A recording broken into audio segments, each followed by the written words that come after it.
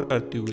तो पहला सा एक छोटा सा एक नंबर एक पे हमने रखा है कि इलेक्ट्रिक करंट की यूनिट इकाई क्या होती है।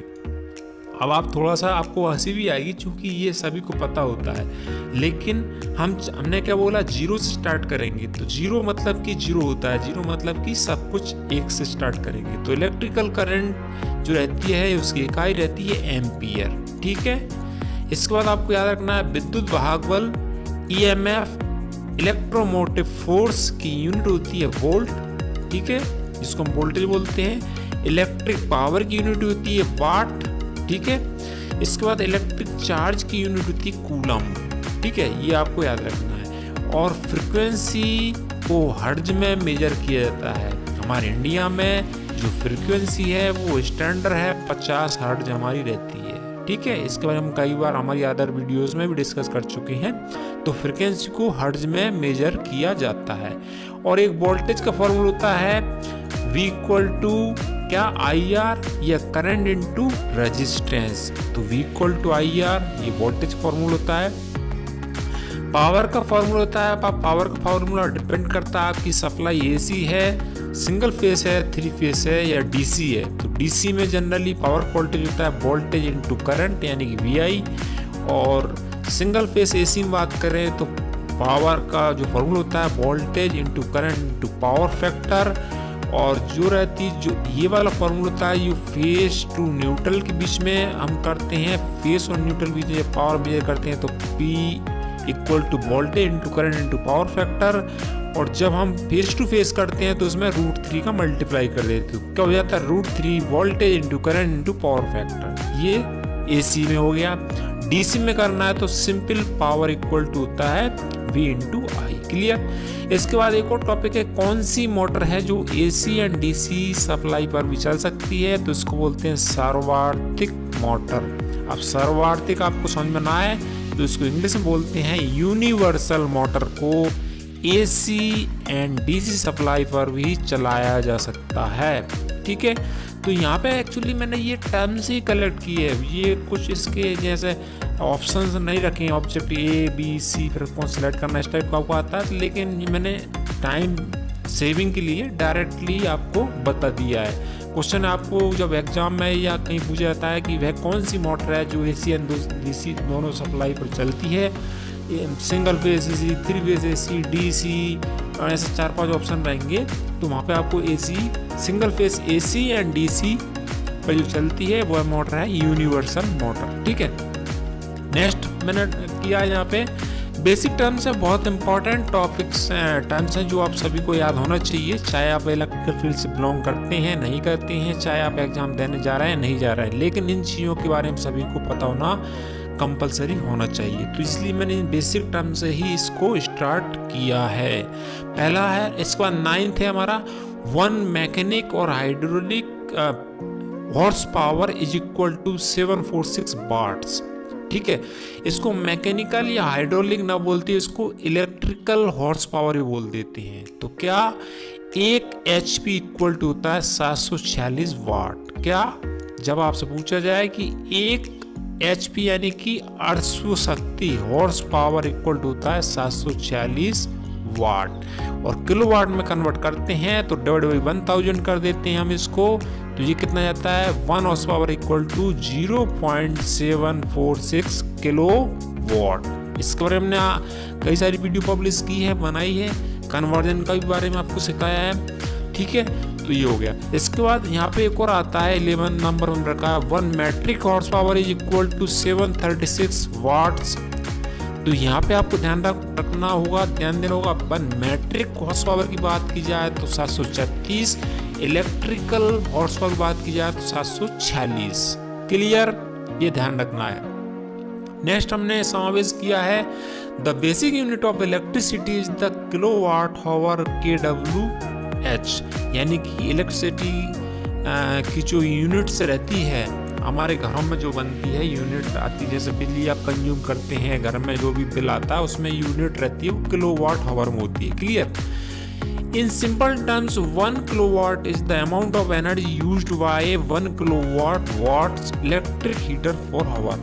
ठीक है, इसको हमने हिंदी में फिर से लिखा है, यदि 1000 वाट मान के हीटर को 1 घंटे तक यूज़ किया जाए, चला जाए, तो 1 यूनिट विद्युत खर्च आपके घर में होगी। यहाँ से हम ये मैसेज देना चाह रहे हैं, जब आपके घरों में बोलते हैं कि हमारा इतने यूनिट का बिल आया घरों का, ठीक है, इतनी यूनिट का बिल आया, तो यूनिट कैसे बनता है? यदि आप और समझे अच्छे से 100 वाट के बल्ब जो आप ले लें और 10 बल्ब ले लें, 100 वाट के बल्ब 10 बल्ब 1 घंटे तक चलाएंगे तो आपका घर में 1 यूनिट बिजली की खपत होगी। क्लियर? या यूं कहें, 100 वाट के बल्ब को यदि आप 10 घंटे तक कंटिन्यू चलाते हैं तो घर में आपका 1 यूनिट का बिल आएगा। अब आप देख लीजिए, इससे ज़्यादा यदि आपका बिल आता है, आप कितना लोड घर पे यूज़ करते हैं, कितनी पावर कंज्यूम करते हैं, यदि उससे ज़्यादा तो आप डायरेक्टली बिजली ऑफिस में, बिजली विभाग में जाके कंफर्म कर सकते हैं भाई हमारा घर में इतना लोड नहीं है, फिर भी बिल क्यों आ रहा है। क्लियर? तो ये हमने एग्जांपल लिया था हीटर, 1000 वाट 1000 वाट के हीटर को 1 घंटा चलाएंगे तो ये यूनिट बनेगी। अब आप देख लीजिए कितनी यूनिट बनेगी। इसके बाद नेक्स्ट आता है 14 नंबर पे, the horse power HP unit of the foot pound second, FPS इसकी यूनिट होती है किसकी? हॉर्स पावर की। क्लियर? नेक्स्ट इसमें कुछ बेसिक्स हैं, हिंदी में भी हैं, कोई दिक्कत नहीं, चलेगा। तो इसमें है सोल्डर वायर जो रहता है, टीन और लेड का मिश्रण होता है। आपने देखा होगा जहाँ इलेक्ट्रॉनिक्स दुकान रहती है, जहाँ पे वो सोल्डरिंग करते हैं, आप कभी आपने टीवी रिपेयर किया होगा, आपका कोई भी इलेक्ट्रॉनिक आइटम आप जब रिपेयर कराने जाते हैं तो वहाँ पे वो बोलता है भाई टाँका लगा दूँ या सोल्डरिंग कर दूँ, कर देता है। तो वहाँ पे जो वायर यूज़ करता है वो टीन एंड लेड जो रहता है हमारा, उसका मिश्रण रहता है, कॉम्बिनेशन रहता है। इसके बाद इसमें लाइन वोल्टेज, 2 फेज के बीच का वोल्टेज होता है। क्लियर? 2 फेज के बीच का वोल्टेज लाइन वोल्टेज कहते हैं, और फेज वोल्टेज सिंगल फेज और न्यूट्रल के बीच में जो रहता है उसको हम फेज वोल्टेज बोलते हैं इसको। ठीक है, फेज वोल्टेज जो रहता है न्यूट्रल और फेज के बीच में मिलता है, लाइन वोल्टेज दोनों फेज के बीच में मिलता है। इसके बाद एक और है, एसी उत्पन्न करने के लिए अल्टरनेटर का यूज़ करते हैं कि एसी भाई कैसे जनरेट करते हैं, कहाँ से करते हैं, तो अल्टरनेटर वहाँ पे यूज़ करते हैं, ये आपको याद रखना होगा। अल्टरनेटर क्या करता है? अल्टरनेटर मैकेनिकल एनर्जी यानी कि यांत्रिक ऊर्जा द्वारा एसी उत्पन्न करता है। ठीक है, अब यांत्रिक ऊर्जा कहाँ से आती है? यांत्रिक ऊर्जा कई तरीके से मिल सकती है, यानी कि मैकेनिकल ऊर्जा कई तरीके से मिल सकती है।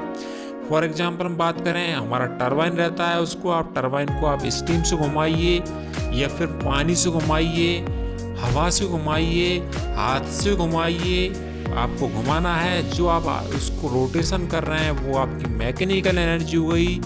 आप जो अल्टरनेटर घूमेगा तो उसमें एसी प्रोड्यूस होगी। तो क्लियर, अल्टरनेटर जो मैकेनिकल एनर्जी को मैकेनिकल एनर्जी द्वारा एसी को प्रोड्यूस करता है। क्लियर?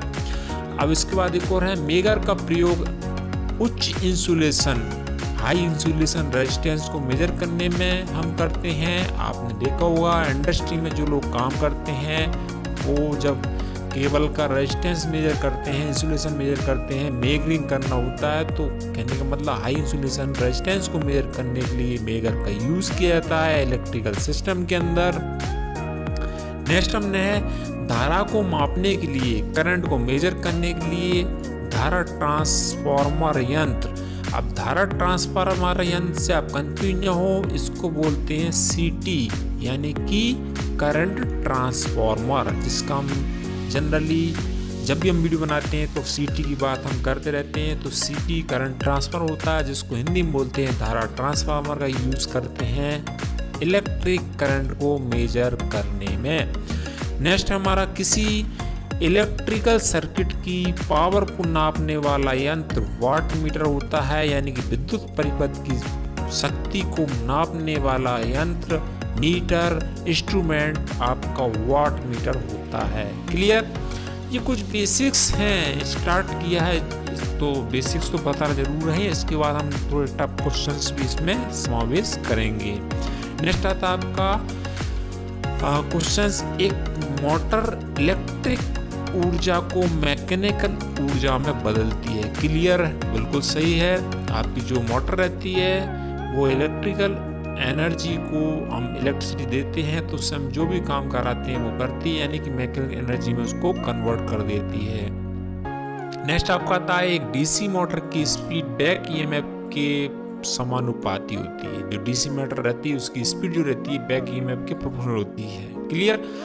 नेक्स्ट आपका आता है ट्रांसफार्मर में eddy current loss, eddy current हानि ट्रांसफार्मर प्रयुक्त कोर के कारण होती है। आपने देखा होगा जो ट्रांसफार्मर रहते हैं बिजली विभाग में हो या जहाँ भी आपके रोड के साइड में लगे रहते हैं, चाहे वो कोई सा ट्रांसफार्मर हो या छोटे इंस्ट्रूमेंट ट्रांसफार्मर हो, जब भी ट्रांसफार्मर ऑन रहता है तो उसमें से एक भिन्न की आवाज़ आती रहती है। तो जो भिन्न की आवाज़ आती रहती है वह आपके रहता है एडी करंट लॉस। ठीक है, और यह होता है उसके कोर के कारण। क्लियर।